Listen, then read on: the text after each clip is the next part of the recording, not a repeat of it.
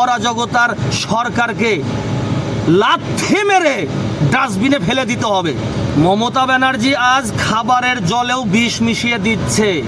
যদি এখনো প্রতিবাদ না করেন, যদি এখনো আপনি জেগে না উঠেন, তাহলে এই বিষ শুধু জলের মধ্যেই সীমাবদ্ধ থাকবে না, এই বিষ বাতাসেও মিশিয়ে দেবে মমতা ব্যানার্জি। তাই সিদ্ধান্ত আপনার, এখনই আপনাকে সঠিক সিদ্ধান্ত নিতে হবে।